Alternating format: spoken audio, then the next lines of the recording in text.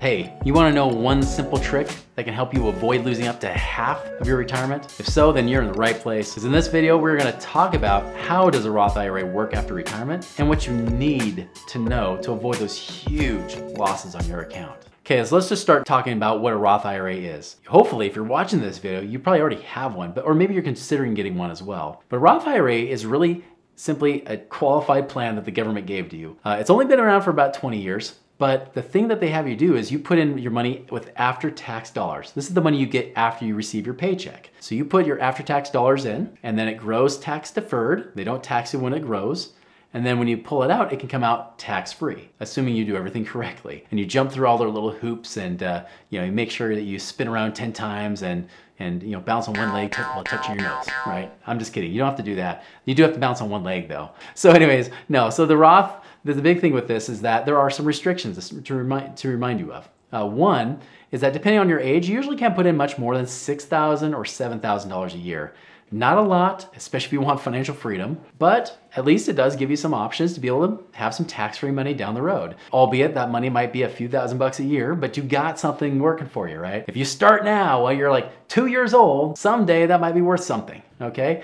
Now if you're 50, you might say, well, okay, do I want tax-free? You may. It just depends on the situation. I'll tell you, of all the qualified plans, whether you're looking at 401ks, IRAs, Roth IRAs, those kind of things, I think Roth is actually one of my favorites, right? I think Roth is one that could be good. Now you have to understand, again, there's a lot of restrictions, right? You have the 59 and a half rule. So at age 59 and a half, if you wait till then, you're fine. But if you try to pull your money out before then, specifically the money that grows, that will receive a 10% penalty. Now, whatever you put into a Roth IRA, they call that the cost basis, right? Whatever you put into a Roth IRA, you can pull out without any tax, without any penalty. But anything that grows in there, so say you put in $20,000 and it grows by $20,000.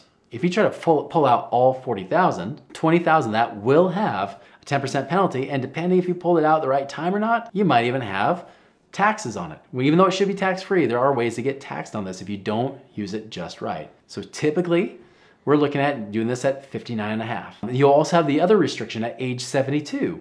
If you don't pull out enough of your money, wait for it, you can lose half of the money you were supposed to be taking out that year. So if you're saying, well, I don't really need the money out of my Roth, it's fine, I want to keep it growing and let it grow tax-free, and eventually down the road I'll take it out. Well, at age 72, the government says, we need you to get this money out now. We don't want you to get away with too many tax breaks too soon because we're the government and we like you to pay us first because we're Uncle Sam and we want you and we want your money, right? We want your taxes. So even though this is tax-free, they still want you to start pulling money out at age 72. If you don't pull out enough of the money that you're supposed to pull out, they make it go up every year. If you don't pull out enough of that percentage of money, they will penalize you with a 50% tax. 50 is in 50. Half of your money that you're supposed to pull out will be taxed. And then they'll still make you pull the money out.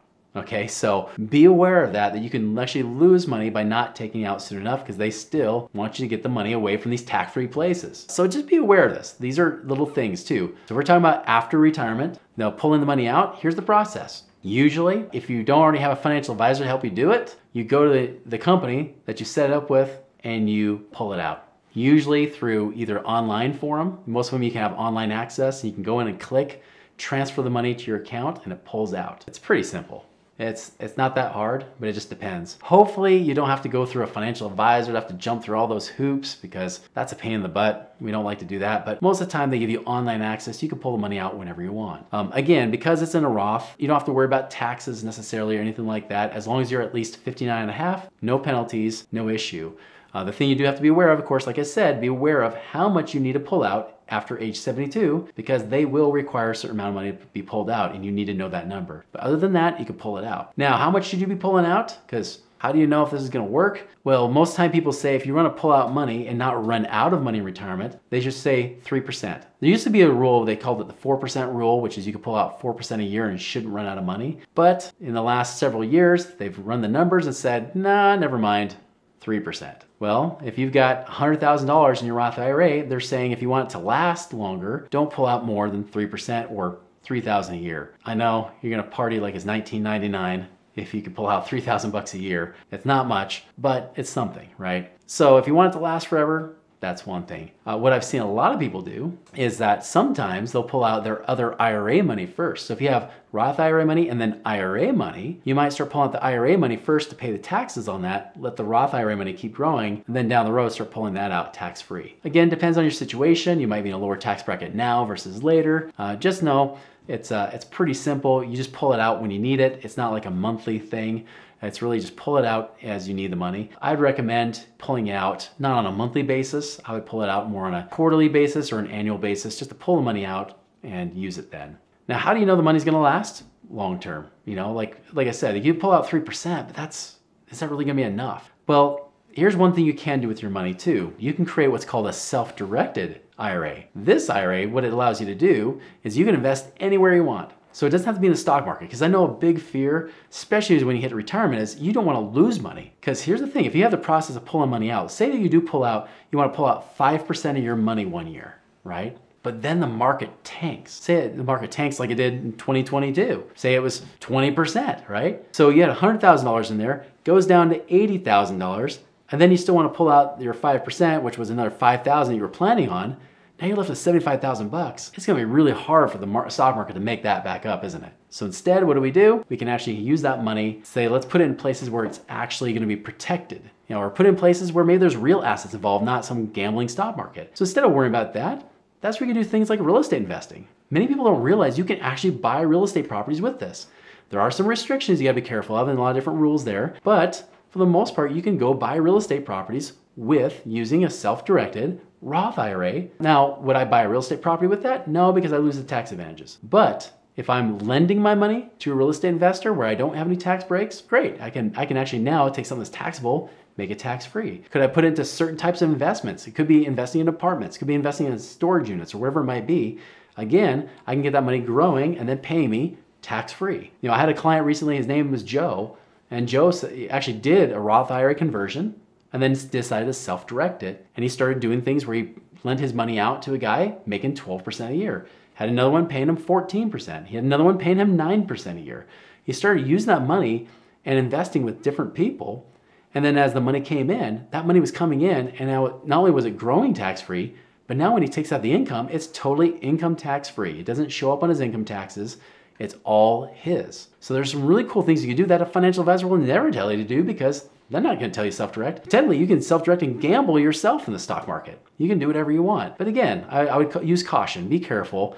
If you're going into retirement and you want your money to last long-term, we don't want to try to gamble in things that you have no control over. And this is coming from a guy who used to teach people how to trade in the stock markets. And I wouldn't even recommend doing that unless you're really, really, really good.